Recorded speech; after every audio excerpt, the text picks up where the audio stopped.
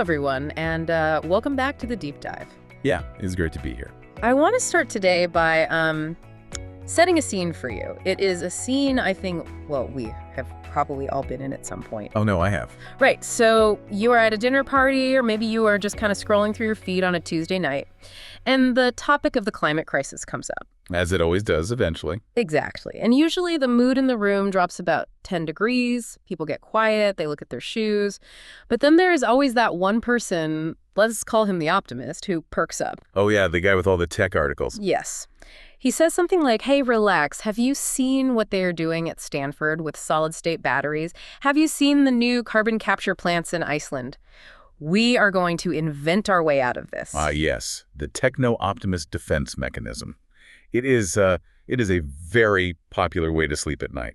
It really is. It is the magic wand theory of history.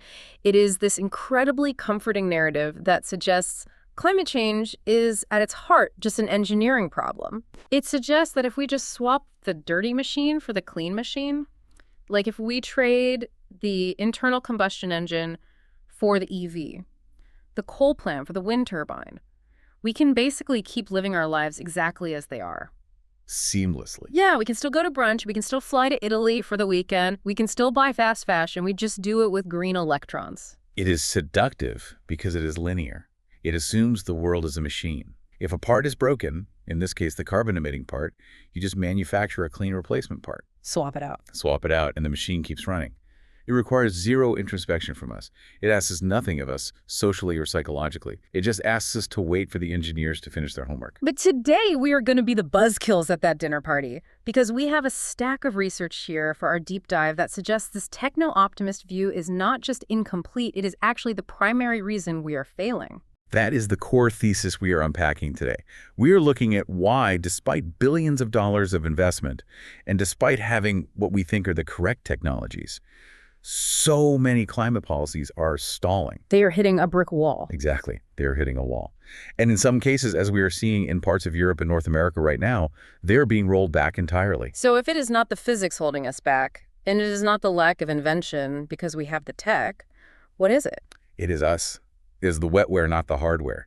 It is the messy, irrational, contradictory reality of human behavior and the fragile nature of our institutions. And to guide us through this, we are looking at a fascinating and frankly quite dense piece of work. It is produced by the Action in Climate Check Collective. Yeah, this is not light reading. No, it is not. This is not just one guy with the blog. This is a global brain trust. We are talking about heavy hitters. André Palma from Cergy Paris University, Moshe Ben-Akiva from MIT, Nathalie Picard, Lindsey. Right, these are people who model complex systems for a living. They study how vast networks of people actually behave. And their goal is to bridge the gap between scientific theory and real-world action. And their argument is that policymakers have been operating with 4 massive blind spots. They're designing policies for a world that simply does not exist. A world where humans are perfectly rational calculators and governments are perfectly efficient machines. I really love this concept of the blind spot. It implies the danger is not what you see. It is what you do not see until it sideswipes you on the highway. That is exactly the metaphor they use. And the 4 blind spots they identify are the adoption gap, the rebound effect, social equity, and administrative capacity. Okay, let us get into the machinery of this. Let us start with blind spot number 1, the adoption gap. Or, as I like to call it, I built a better mousetrap, so why is nobody buying it? The field of dreams fallacy. If you build it, they will come. This stems from the rational actor model in economics. This model is the bedrock of almost all Western policy. The assumption is that you, the listener, and I are walking calculators. I have met me. I am definitely not a calculator. I mean, I bought a bread maker 3 years ago that I used exactly once. That was not a rational economic decision. Exactly. We all do that. Right. But the economic model assumes that if I offer you a green technology, say a heat pump, and the spreadsheet proves it will save you $2,000 over 10 years, you will buy it. 100% of the time. Right. The demand should be automatic because the math works. Which makes sense in a vacuum. If I offer you a free $2,000, you take it. So why aren't we taking it? Why isn't every home in the world running on a heat pump right now? Because real life has friction. The researchers call this the gap between access and adoption. Just because the tech is available and affordable does not mean it actually ends up in your house. Let us ground this. Let us talk about the heat pump because that is the poster child for this right now. Governments are throwing money at these things. They are. So let us say there is a subsidy. The heat pump is cheap. The math says yes. Why am I still using my old gas boiler? Think about the mental load. To get that heat pump, you have to find an installer. Have you tried finding a good contractor lately? Oh, it is a nightmare. You call 3 people, 1 calls you back, and he cannot come for 6 weeks. Right. Then you have to take time off work to let them in. They come in, they drill holes in your walls, there is dust everywhere, there is noise. Yeah, it disrupts your whole life. And maybe they tell you that your electrical panel is too old and needs an upgrade. Well, that is another contractor, another permit, another $1,000. So the cost is not just the price of the unit on the shelf. No. It is the 3 days of vacation time I lose. It is a fight with my spouse about the construction dust in the living room. It is the sheer administrative headache of managing a renovation project. Exactly. Economists call these transaction costs, but that sounds way too clinical. It is just hassle. It is the hassle factor. And humans are creatures of profound inertia. We like things to stay the same. We do. If your current gas boiler works, even if it is expensive, even if it is dirty, it is easy. Changing it is hard. Unless the friction of change is near zero, the status quo wins. We stick to the default option. There is also a social element here that I found really interesting in the source material. We are not just individuals making isolated choices in our basements. We are herd animals. We look at what the rest of the herd is doing. This is the neighbor effect. It is a huge factor in behavioral economics. If everyone on your street has a gas boiler, getting a heat pump feels risky. You stand out. You do. You think, what if it breaks? Who fixes it? Will I look weird to the neighborhood? Will the outdoor unit make a noise that annoys the guy next door? But if 3 people on your block get one, Suddenly the social risk drops to near zero. You feel safe. Policymakers often ignore this viral nature of adoption. They think price is the only lever you can pull. But social proof is often way stronger. Speaking of price and who buys what, let us talk about the rich person's toy problem. Because the source material is pretty savage about how these subsidies are actually designed. This is a classic case of experts designing policy for people exactly like themselves. Look at how most EV rebates or home renovation grants work in practice. You usually have to pay the money up front, right? Yes, you buy the $50,000 car, or you pay for the $20,000 home renovation out of pocket, and then the government reimburses you. Or maybe you claim it on your taxes a year later. So you need the cash on hand. You need serious liquidity. You need liquidity. You need the free time to navigate the government paperwork, and you need the future orientation to value tax savings 3 years from now over having cash in your bank account today. And that filters out, what, half the population? Probably closer to 60% of the population immediately. So the working class looks at these policies and sees what exactly? They see a wealth transfer. They see their tax dollars going to subsidize Teslas for people who could probably afford them anyway. It becomes a luxury good. It brands climate action as a lifestyle accessory for the elite. And once you code a technology as being for the rich, you trigger a culture war.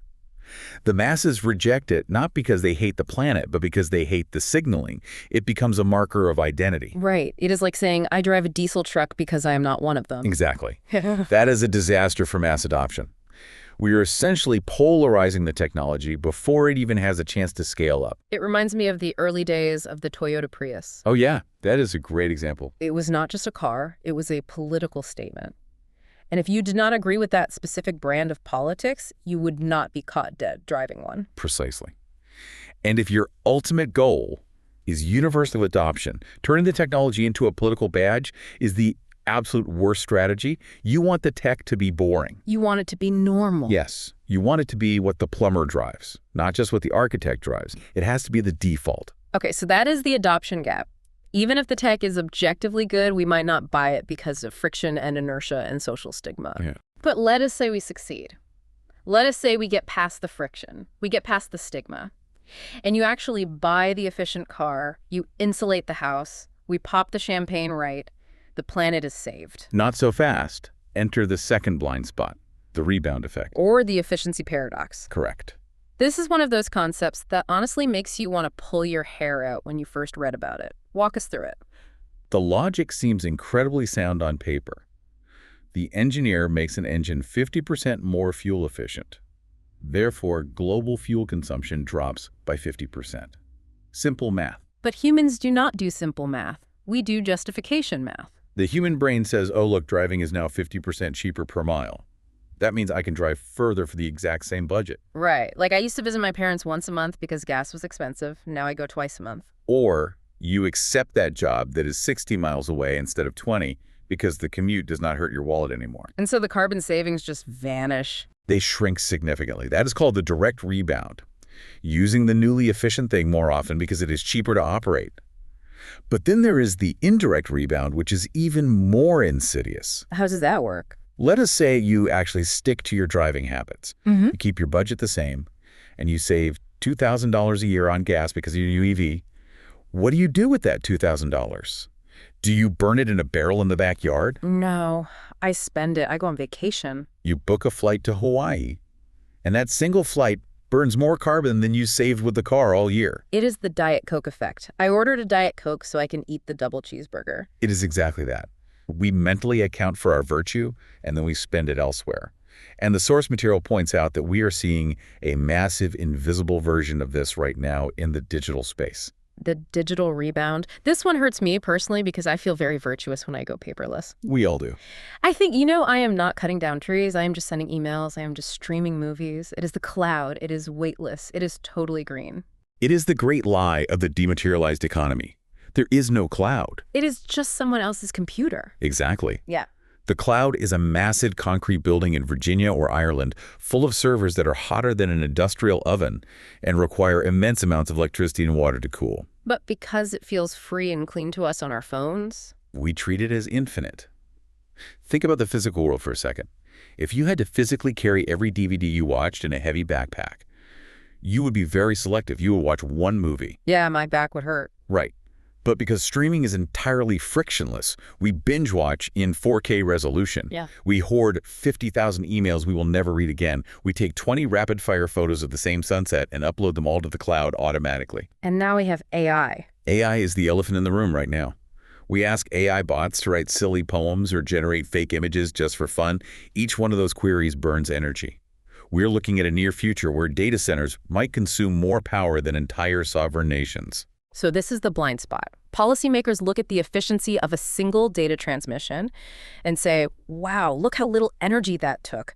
Digital is the future. Let us digitize everything. But they failed to predict that because it is so hyper-efficient, we will increase the total volume of transmissions by 1,000,000-fold. Supply creates its own demand. That is the core of the rebound effect. Make something efficient, and people will just consume more of it until the system hits a new limit. So if efficiency just encourages more consumption, are we just spinning our wheels here? This feels totally futile. We are treading water if we rely only on efficiency. The takeaway here is not that efficiency is bad. Obviously, we want better tech.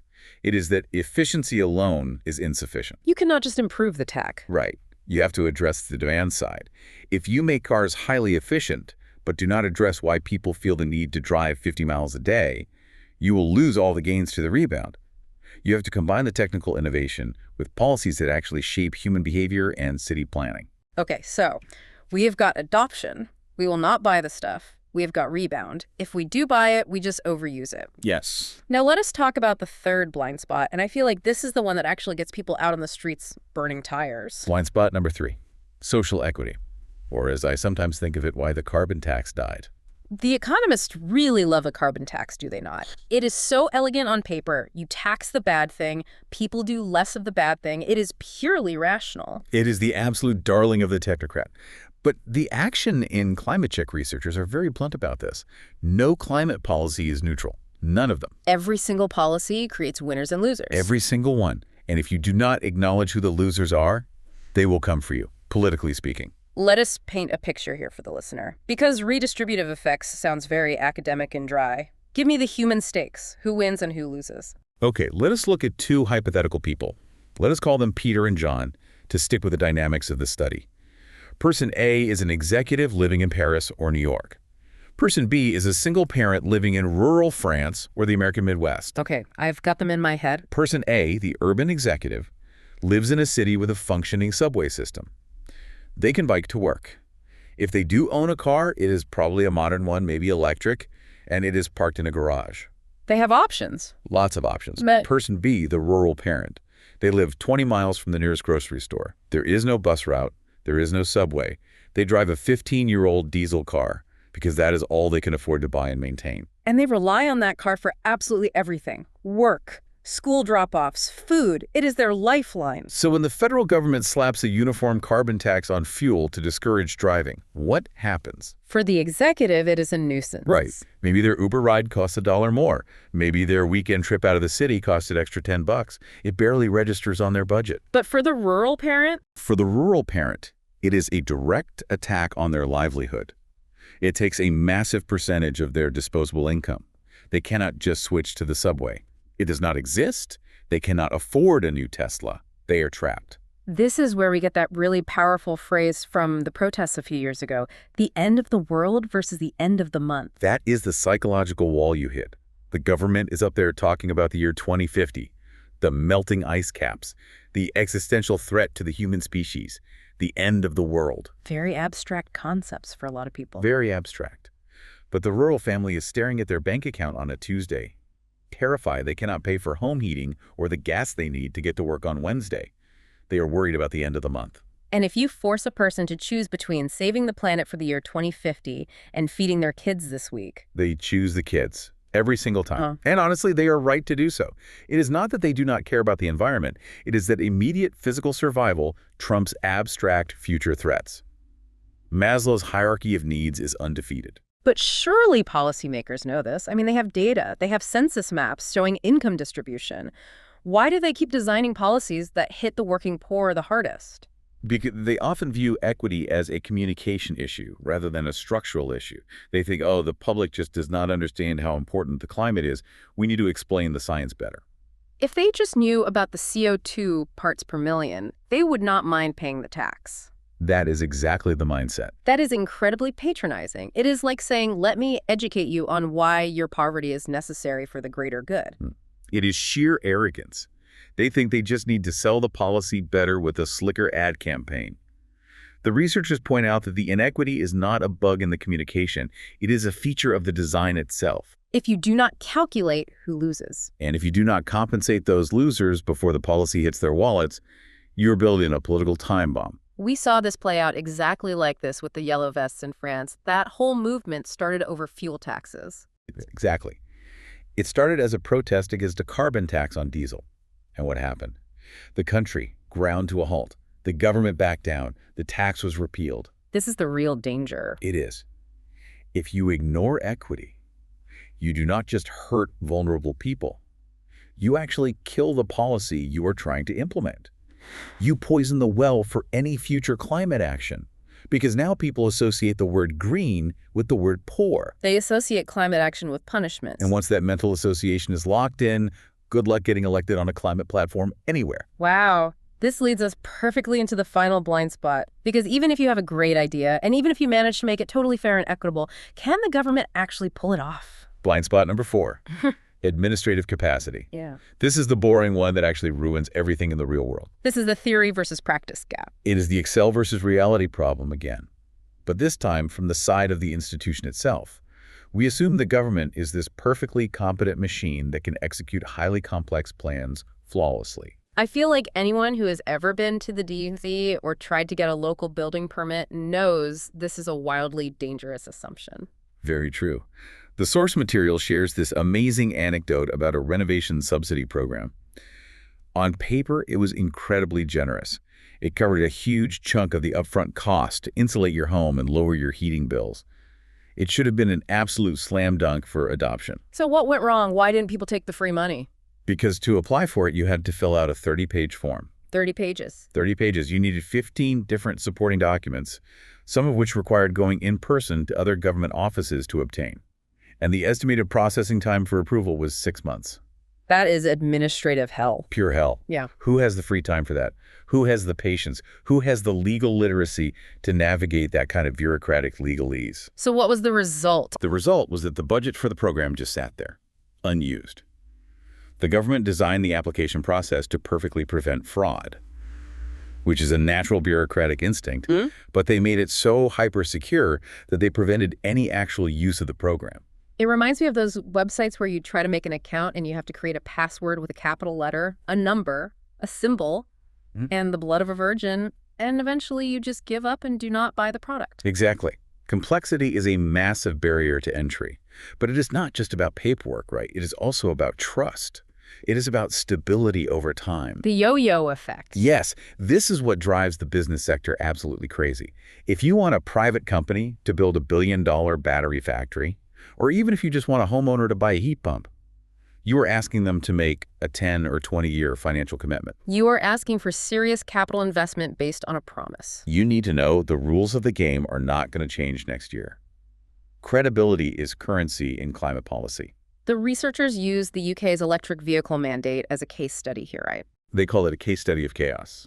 Walk us through that timeline, because reading it in the notes, it really is a mess. So originally, the UK government planned to ban the sale of new internal combustion engines by the year 2040. Okay, 2040. The auto industry looked at that and said, okay, 2040, we can work with that timeline. It gives us nearly 2 decades. They started retooling their factories. They started planning their long-term supply chains for batteries. Seems reasonable, a 20-year horizon to change the entire automotive industry. But then in 2020, the government decided they wanted to show more ambition. They wanted to be seen as absolute world leaders in climate policy. So they slashed the deadline and moved it up to 2030. That is a massive shift. That is cutting 10 years of research and development and supply chain logistics right out of the schedule. That is billions of dollars of forced acceleration. Huge ambition. Yeah. Huge headlines. But then reality set in. Inflation hit the global economy. There was massive pushback from the public about the high retail cost of EVs. There was rising worry about the lack of public charging infrastructure. The political winds started to shift. The winds shifted hard. And the government started to wobble. They started hinting to the press that they might push the ban back to 2035 to ease the burden on consumers. So if you are a car manufacturer trying to plan your business, you are completely paralyzed. You are sitting there about to sign a check for £2 billion to build a new battery plant in northern England. But if the ban gets pushed back, maybe the consumer demand will not be there to justify the factory. maybe you should wait. Maybe you should wait. Maybe you should build it in Germany instead, where the rules are clear. Maybe you should just keep making gas-powered cars for another 5 years and see what happens. The uncertainty completely kills the investment. It creates what the authors call a perfect storm of policy failure. You have institutional weakness, because the government cannot stick to a long-term plan. You have redistributive fear, because the public hates the immediate cost. You have adoption barriers, because the infrastructure is not ready. And the result is? The result is what they describe as a policy hecatomb. Hecatomb. That is an ancient Greek word, right? For a ritual slaughter of 100 oxen? It is a slaughter of policies. Yeah. And we are seeing it globally. It is not just the UK. Where else? Carbon tax is being abolished or heavily watered down in Australia. Major climate provisions being rolled back in the US and Canada after changes in administration. The European Union softening its own 2035 combustion engine ban because of pressure from the German auto industry. So it is a worldwide pattern of retreat. We are seeing a pattern of retreat everywhere because these well-intentioned policies keep hitting these 4 blind spots and shattering upon impact with reality. Okay, I have to stop you there because honestly, this is getting incredibly depressing. It sounds bleak, I know. We have established that people are lazy and irrational due to the adoption gap. Efficiency just backfires and makes us consume more due to the rebound effect. Policies are inherently unfair due to social equity issues, and our governments are too incompetent or flaky to manage the transition due to administrative capacity. That is the summary, yes. Is there an actual solution here? Or should the listener and I just go buy a diesel generator and head for the hills right now? No, do not go full prepper just yet. The goal of this deep dive and the goal of the researchers is not pessimism. It is realism. Realism, okay. The authors argue that climate policy needs to have a coming-of-age moment. We need to grow up. We need to stop being naive about how human beings actually operate. So what does the adult version of climate policy actually look like in practice? It starts with a fundamental philosophical shift. We must stop treating human behavior as an annoying obstacle that needs to be bypassed or educated away. We have to start treating human behavior and social norms as hard constraints. That is a really interesting framing. Usually we say, well, the physics says we must reduce carbon by X amount, so people just have to adapt to whatever policy gets us there. Right. You were saying people are the way they are. They are messy and stubborn, so the policy has to adapt to the people. Exactly. Think about civil engineering. If a bridge collapses because the architect ignored the laws of gravity, you do not blame gravity. You blame the architect for designing a bad bridge. That makes sense. If a climate policy fails because the designers ignored human nature, it is a badly designed policy, period. It does not matter if the carbon math works perfectly in a simulation. If the human math fails on the ground, the policy fails. So how do we fix the human math? How do we build a bridge that does not collapse? The source material outlines 3 pillars for this new approach. Yes. Pillar number 1 is change the question. What was the old question we were asking? The old question was usually, which technology reduces CO2 the most efficiently? That is a pure engineering question, and it leads straight back to that techno-optimism we talked about at the beginning. And the new question we should be asking. The new question must be, how does this policy interact with a person's daily life, their monthly bills, and their community norms? So before you pass the law, you have to role-play the life of the rural family we talked about earlier. You have to stress test the policy against their reality. You have to ask, does this make getting to work impossible for them? Yes. You have to stress test the policy against messy reality, not just against the pristine climate model. You have to actively ask, will this cause a rebound effect in consumption? Will this actually be adopted by the middle class? Is this fundamentally fair to the lowest earners? Okay, that makes a lot of sense. What is pillar number 2? Pillar number 2 is focus on trajectory, not just targets. The trajectory over target. We are currently obsessed with the year 2050. Net zero by 2050 is the big slogan everywhere. But 2050 is a fantasy land for most people. It is too far away to mentally grasp. We need to focus on the immediate path to get there. The sequence of actions matters tremendously. Explain that sequence idea. What does a good sequence look like? It means you do not punish people for driving dirty cars until you have proactively provided an affordable and reliable alternative. Carrots before sticks. Exactly. You build the robust subway system before you ban the gas cars from the city center. You heavily subsidize the installation of the heat pump before you slap a punitive tax on natural gas heating. That sounds incredibly obvious when you say it out loud, but we usually do it the other way around, do we not? Because taxing a bad thing is legally much faster than physically building a good thing. Precisely. It is administratively easier to pass a new tax than it is to spend 10 years digging a new subway tunnel. But the fast way leads to protests and eventual repeal. The slow way actually sticks. So credibility matters more than extreme ambition. It is much better to have a modest, realistic policy that stays in place for 20 years than a hyper-ambitious policy that causes a revolt and gets repealed in 2 years. Slow and steady wins the race. Stability wins the race. Private investors need stability to build factories. Families need stability to make budgeting decisions. And finally, pillar number 3, co-construction. This is the humility factor. And this is arguably the hardest one for experts and politicians to actually swallow. Humility in politics. Now you are really talking about Fantasyland. I know it is exceedingly rare, but the experts sitting in the capital cities, in Paris or Brussels or Washington, D.C., they have to admit they do not know everything about life on the ground in rural areas or industrial towns. They have to give up some control. They do. You cannot just design a mandate in a vacuum and then try to sell acceptability to the public after the fact. You have to build the acceptability into the design process from day one. So this means actually talking to regular people before the law is written. It means designing the policy with citizens, with labor unions, with local mayors. That sounds complicated. If you're going to close a coal mine because of climate goals, you do not just send a memo from the Capitol. You sit down with the miners' union 5 years in advance, and you design the economic transition plan together. And if you are banning gas boilers? You work directly with the plumber and installer guilds to make sure the training programs and the supply chains are fully ready to handle the transition. It sounds much slower. It sounds like a lot of incredibly tedious town hall meetings. It is slower in the initial design phase, much slower. It is messy. It involves compromises. It is frustrating for the people who just want to look at the math. But it is exponentially faster in the implementation phase because you do not have millions of people burning tires in the streets trying to stop you. That makes total sense. It is the classic go slow to go fast approach. And we have to remember the broader context here. Yeah. Climate policy is no longer operating in an isolated vacuum. It is actively competing for attention and resources. What is it competing with? It is competing with acute national security concerns. Countries realize they need energy independence right now. It is competing with the desperate need to reindustrialize the working class. It is competing with massive post-pandemic budget deficits. Right. If the climate policy is seen as something that weakens the country globally or wrecks the local economy, it will lose that competition every single time. Every time. If a green policy is perceived as disconnected from the daily economic anxieties of the voting public, it is completely dead on arrival. So let us bring this all together and wrap this up for the listener. We started this deep dive with the techno-optimist dream, the comforting idea that shiny new machines will seamlessly save us. And we have hopefully dismantled that. We have torn that down. We looked at the 4 human blind spots that keep derailing our progress. The adoption gap, meaning people are not robots and friction matters. The rebound effect, meaning making things more efficient, often just drives up total consumption. Right. Social equity, meaning basic fairness, matters a lot more than aggregate carbon math.